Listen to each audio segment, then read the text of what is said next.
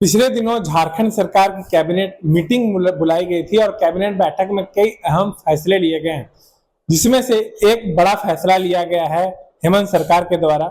वो है झारखंड विश्वविद्यालय अधिनियम 2025।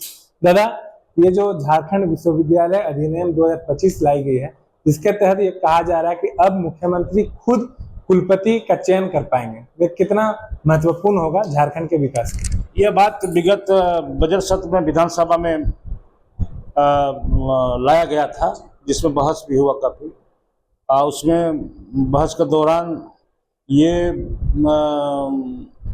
विधानसभा में एक बातें सामने में आई है, क्योंकि आज कई राज्यों में, इस देश के कई राज्यों में जो डायरेक्ट सरकार ही विश्वविद्यालय की को मॉनिटरिंग करते हैं, और हमारे झारखंड अलग राज्य निर्माण होने के बाद से ही यहाँ पर विश्वविद्यालय की कमान जो यहाँ का महामहिम राज्यपाल के अधीन रहता है। और इसलिए आज हम शिक्षा को दो तरफ से हम बांटा जा रहा है एक ही राज्य में।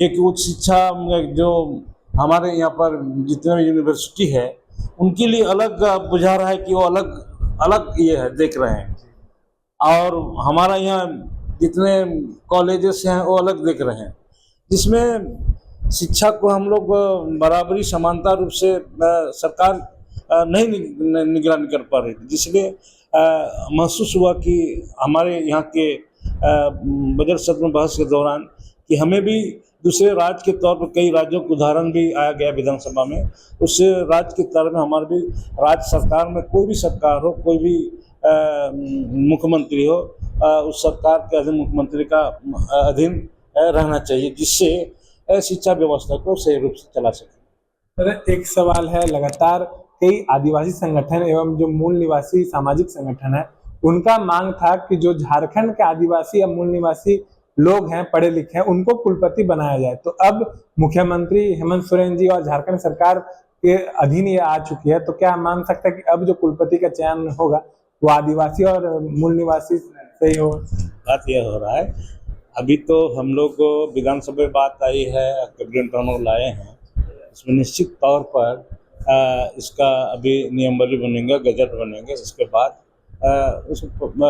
उस प्रक्रिया में आने के बाद हम लोग उसमें, हमारी सरकार, हमारे राज्य के यहाँ पर जो भी हैं के शिक्षाविद लोग बैठेंगे, उस पर उसमें निर्णय लेंगे हैं। और निश्चित तौर पर आज जब एक अलग व्यवस्था की में हम आ रहे हैं, निश्चित तौर पर उसका एक नियमावली तमाम मुद्दों पर राज्य के शिक्षा मंत्री रामदास सोरेन ने अपना वक्तव्य रखा है। आइडियल एक्सप्रेस से संवाददाता सौरभ राय, रांची।